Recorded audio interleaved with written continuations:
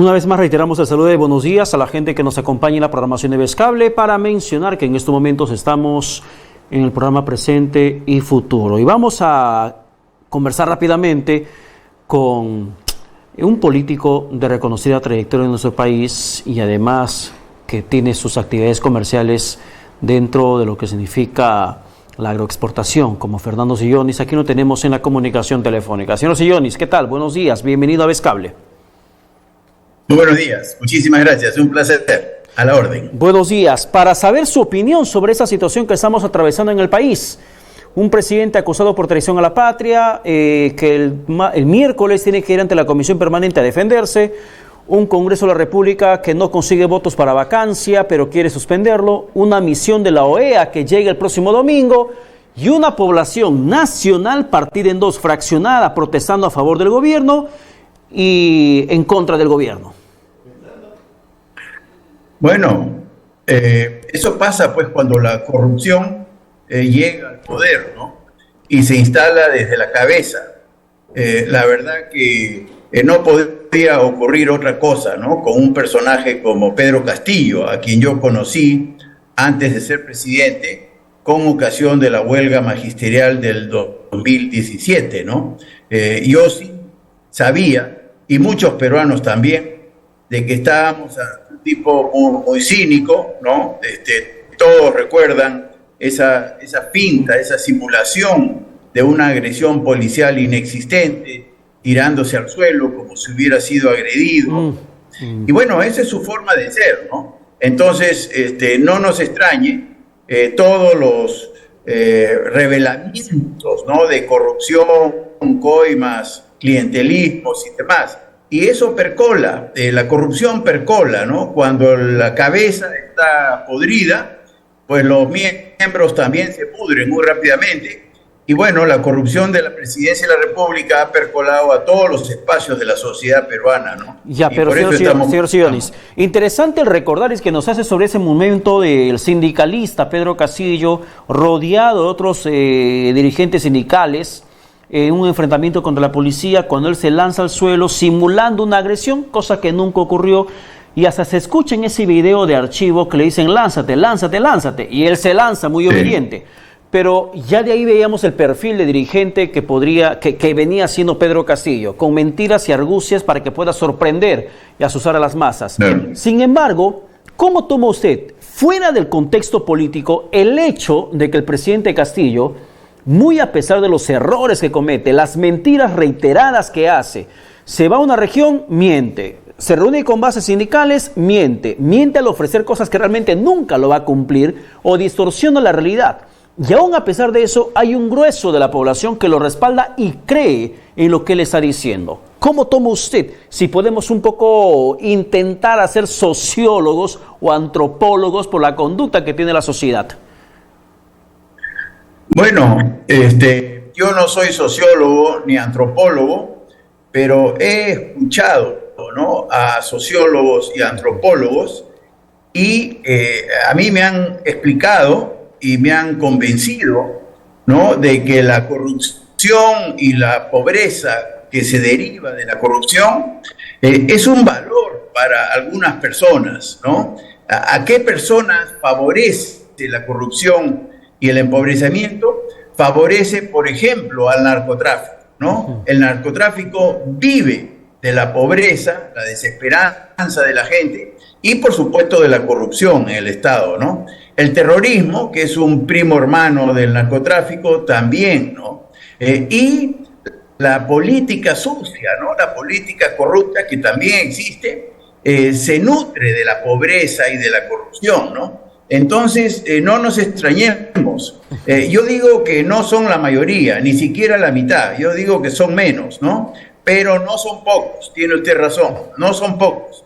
Hay mucha gente que gana, literalmente gana, cuando hay corrupción y cuando hay pobreza en el país. Y me refiero, ganan los narcotraficantes, los terroristas y los políticos demagogos, ¿no? Entonces, eso sí, están de acuerdo con lo que está pasando, claramente, ¿no? Y para mí eso explica el número de respaldo que tiene el presidente, que no es tanto tampoco, ¿no? Ya, y el número de personas que salen a movilizarse en contra del presidente tampoco es demasiado. O sea, si uno ve la magnitud de la marcha, si se dice según las encuestas, 65, 66, 63% de desaprobación, y sale a la marcha un número no tan abrumador como se podría presumir según las encuestas, y uno se pregunta, ¿y dónde está la gente? ¿Dónde está el resto de la población que realmente no quiere este gobierno? Señor Sillonis.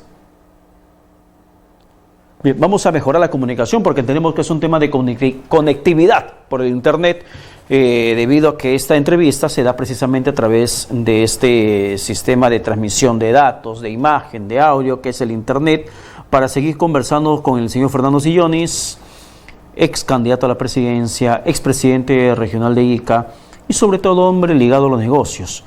Y es necesario que podamos conocer esas opiniones para entender o intentar al menos entender qué es lo que realmente hay de por medio en la conciencia del ciudadano, si se puede un poco acertar con esto, del por qué se moviliza o por qué no se moviliza.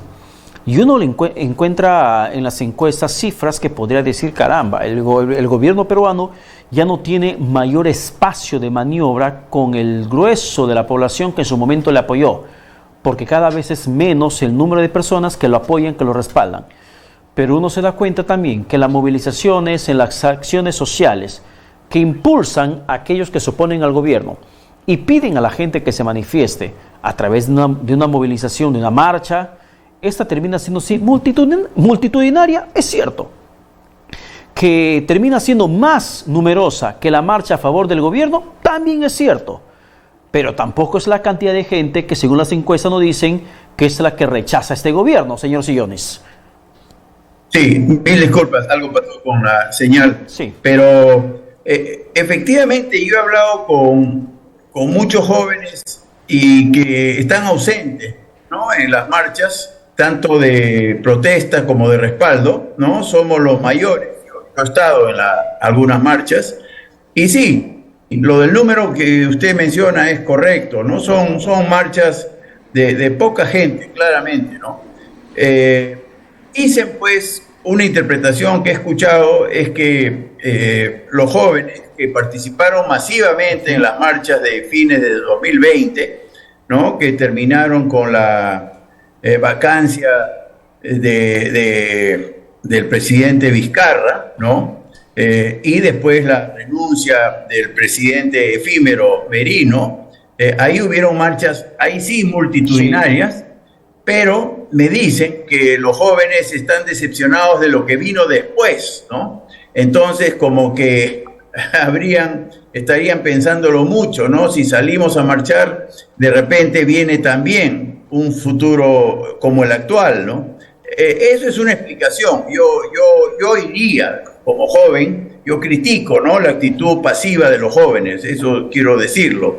Sin embargo, las encuestas, ¿no?, las encuestas que hacen las encuestadoras hablan pues de un respaldo de 25%, digamos 30% respaldo, ¿no?, pero 70% de rechazo. Para mí eso ya es un mensaje, ¿no?, un mensaje mayoritario de rechazo. Claro, y entendemos además que en su momento la juventud se había manifestado en contra de Manuel Merino porque había ciertos liderazgos políticos que aún le generaban alguna situación de confianza, cosa que en estos momentos no existe, al menos en lo que vemos no existe. Si usted se pone a ver, por ejemplo, a los promotores de la marcha contra el presidente Pedro Castillo, ¿encuentra usted algún nombre, alguna figura que podría encarnizar ese nivel de confianza que necesita la juventud para que se pueda movilizar? Porque de liderazgos carecemos en estos momentos, pero usted en la cúpula que maneja o que promueve, sin hablar de forma despectiva de cúpula, pero en la cúpula de personas que están promoviendo las marchas en contra del gobierno, ¿encuentra usted algún nombre que podría decir, caramba, puede agilizar la reacción de la juventud? Bueno, sí, yo creo que Lucas Gersi y Jorge Lazarte claramente son dos figuras jóvenes, nuevas, refrescantes, que podría movilizar a la juventud, ¿no? Yo sí creo que la juventud está harto de los políticos tradicionales, ¿no? Y cuando han figurado Jorge del Castillo, Lourdes Flores y demás, que dicho sea de paso, a mí me parecen personas respetables, ¿ah? Respetables, pero bueno, están gastadas, ¿no? Gastadas ante la población. No deben liderar estas convocatorias, claramente, ¿no? Así es. Pero si, por ejemplo, vemos la comparación que siempre se hacen, los caviares, los izquierdos, los caviares, los que terminan estando acomodados económicamente, pero se quieren dar como luchadores de clases. Estas personas, ¿cómo es que logran agitar mucho más las masas que los propios que intentan traerse abajo un gobierno que revierte de mucha corrupción? Pero ¿qué convocatoria han hecho los caviares? Yo no los veo convocando. Contra Manuel Merino, por ejemplo. Masas, ¿no? Contra Manuel Merino. Yo creo que... no, ahí sí, repito. No, ahí fueron exitosísimos para convocar, ¿no? Los caviares, digamos, ¿no? Los que acomodados que dicen defender al pueblo. Ahí fueron muy exitosos. Lo que yo sostengo, que en realidad me lo han dicho algunos jóvenes, ¿no? Es que fallaron. O sea, los jóvenes se han dado cuenta que fallaron por lo que vino a continuación. No por la marcha fue pues absolutamente multitudinaria y no fueron varias, ¿no? Eso fue un éxito. Lo que ellos dicen es que lo que vino después fue terrible, en realidad es lo que tenemos ahora, ¿no? Entonces ellos temen, repito, eso es lo que me han dicho. Yo soy de la idea de que hay pues momentos, ¿no? Momentos en la vida donde las cosas funcionan y otros momentos donde no funcionan. Yo creo que no estamos en un momento de marchas, claramente, ¿no? Manifestaciones grandes no estamos.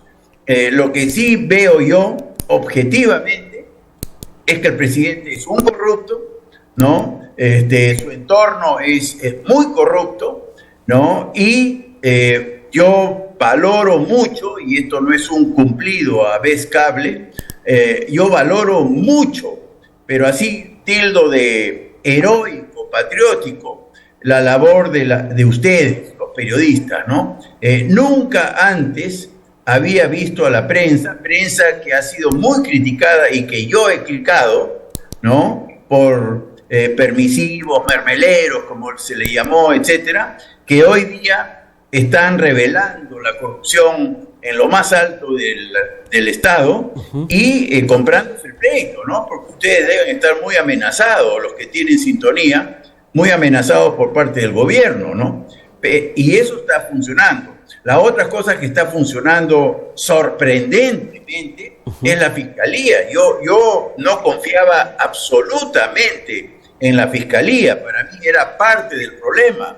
Y ahora resulta que tenemos a una fiscal de la Nación como la doctora Patricia Benavides, a quien yo no conocía, no tenía idea de su existencia, y un equipo más, no está sola, revelando los actos de corrupción del presidente y de su entorno, ¿no? A mí me parece muy interesante lo que está pasando, incluso en el Congreso, este Congreso indefendible, con niños que se han metido, corrupción y todo lo demás. Ahí uno encuentra congresistas valientes que están realmente sacando el pecho por la democracia y la libertad, y lo están logrando, ¿no? Entonces, yo no estoy tan pesimista, porque yo sí creo que el presidente Castillo está derrotado, él se siente derrotado, pero su cinismo lo lleva a negar, ¿no? A negar todo, pero a solas estoy seguro que él ya se siente perdido, ¿no? Yo creo que estamos próximos a la caída del presidente Castillo y del gobierno en general, ¿no? Claro, muchos se estiman eso, sin embargo también se estima que el Congreso de la República no lo va a hacer caer, no lo va a suspender y tampoco lo va a vacar, aunque existan grupos políticos o bancadas que sí están en esa tarea. Pero realmente el Congreso como tal no lo va a hacer, porque necesita de la existencia de Pedro Castillo para que también este Parlamento o estos parlamentarios subsistan hasta el 2026. Bueno, esa es una posibilidad. Sin embargo, yo creo que la corrupción es de tal magnitud, ¿no? Y el empobrecimiento. La corrupción es pues un descaro moral, pero la corrupción genera consecuencias económicas, ¿no? Y el desempleo, el hambre, ¿no? El caos económico, yo creo que va a exacerbar más los ánimos. Y sí, cualquier gobierno mínimamente digno hubiera renunciado, hubiera dado un paso al costado, como se dice. Pero no, cuando uno es cínico, cuando uno no tiene vergüenza, ¿no? Uno simplemente enfrenta a los actos de corrupción con hipocresía, ¿no? Y eso es el caso del Castillo. Pero yo sí creo que conforme pasan las semanas y se van conociendo más y más casos de corrupción, cada vez hay más colaboradores eficaces que revelan pagos efectuados al presidente, a sus familiares, a sus amigos. Entonces, esto ya es irreversible, en mi opinión, ¿no? Va a ser largo, yo no digo que va a ser inmediato, porque, repito, el cinismo aguanta, ¿no? Aguanta. Pero cada semana, cuando uno mira en retrospectiva, cada semana se sabe más de la corrupción del Estado y cada vez se complica más la figura del presidente, ¿no? Yo creo que tarde o temprano va a caer, no sé cómo en realidad, pero va a caer, ¿no? Hay esa sensación o esa esperanza que tienen algunos de que el gobierno prontamente caiga. Pero regresando al tema de las marchas y para ir cerrando, señor Sillonis, ¿existe alguna posibilidad, cree usted, de que ambas facciones de movilizaciones se puedan unir? Porque todos dicen, ok, hay una marcha que se ha convocado el 5 de noviembre y que se ha vuelto a convocar para el próximo 20 de noviembre cuando llega la misión de la OEA para hacer sentir el rechazo que tiene la población al presidente. Pero también hay otra marcha que está en contra del Congreso, que ha marchado el último 10 de noviembre rechazando al Congreso. Y la gente dice, bueno, ¿por qué no marchan contra el gobierno y contra el Congreso? ¿Por qué no hacen una sola marcha y que se marche para que se vayan todos? Y no solamente para que se vaque al presidente, o no solamente para que renuncie Castillo, o para que se cierre el Congreso. ¿Por qué no se unan las dos marchas y que se marche para que se vayan todos? Bueno, yo estoy a favor de que se vayan todos, ¿ah? Y cuando yo hablo de que el gobierno va a caer, para mí es que se vayan todos. Esa es mi preferencia, ¿no? Yo creo que el Congreso es igualmente muy corrupto, reconociendo que es muy injusto individualizar, ¿no?, al Congreso como si fuese una sola persona. Yo sí debo decir que hay un puñado minoritario de congresistas probos, muy valientes y muy valiosos. Pero dadas las circunstancias, ¿no?, yo estoy a favor de que se vayan todos. Quiero aclarar eso. A mí me parecería injusto que se vaya el presidente y que se quede el Congreso, ¿no? ¿Qué es lo que mejor es que se vayan todos? ¿Qué es lo que algunos congresistas dan a conocer? Que solamente sería el presidente y el Congreso se quedaría. Sí, así es, efectivamente. Pero yo creo que se deben ir todos. Aquí todo ha sido un fracaso. Y cuando yo veo las entrevistas que hacen los periodistas a los que respaldan al presidente y marchan por la vacancia, por la disolución del Congreso, siempre repiten que no hay agua, no hay trabajo, pobreza. Entonces, están hablando del gobierno también, ¿no? Entonces, a mí me parecería una muy buena idea que se junten las dos marchas y que se vayan todos. Yo me sumaría a esa marcha claramente, ¿no? Claro, pero esto es una situación muy remota, porque en realidad hay facciones políticas de por medio que están detrás de cada marcha. Y frente a esto estamos en un escenario de mayor incertidumbre, tanto así que la crisis se abona cuando el gobierno no acierta ninguna. Por ejemplo, en el tema de la compra de urea, que otra vez cayó y ahora se está intentando cerrar contrato con una empresa que quedó en el cuarto lugar en el proceso de licitación, una empresa paraguaya cuya oferta económica termina siendo mucho mayor a la que habían propuesto las otras tres que estaban por encima de ella. Y estamos en esa situación que se agudiza por el tema del desempleo, el tema de informalidad y el tema de agricultura, la seguridad alimentaria en peligro, en riesgo. Claro, eso denota, repito, todos hablan de inoperancia. Bueno, es verdad, es inoperante el gobierno, pero antes que inoperante es corrupto. El Ministerio de Agricultura no ha podido comprar un insumo que es muy fácil de adquirir. El Perú toda su vida ha adquirido urea y fertilizantes derivados del petróleo de todo el mundo. Urea existe pues en el Asia, en Norteamérica, en Europa y por supuesto existe también en Rusia y Ucrania. Claramente no se puede comprar de Rusia y Ucrania. Y hay 1000 proveedores de urea en todo el mundo y no son capaces de comprar un solo kilo. Repito, es peor que inoperancia. El problema se llama corrupción. Y en las 3 primeras subastas, Contraloría detectó y hizo público unos chats, mensajes groseramente. De coimas. ¿No? Queremos hablar con usted, le decían al dirigente del proveedor para arreglar. Es decir, la corrupción es lo que genera toda esta ineptitud, ¿no? Pero repito, la corrupción es la madre del cordero y, insisto, la corrupción de la cabeza ha percolado y ha podrido todas las partes de la sociedad peruana, ¿no? Señor Fernando Sillones, muchas gracias por la comunicación. Que tenga buen domingo. Gracias a ustedes. Cuídense mucho. Adiós. Muchísimas gracias. Vamos a la pausa. Regresamos con más aquí en Vez Cable.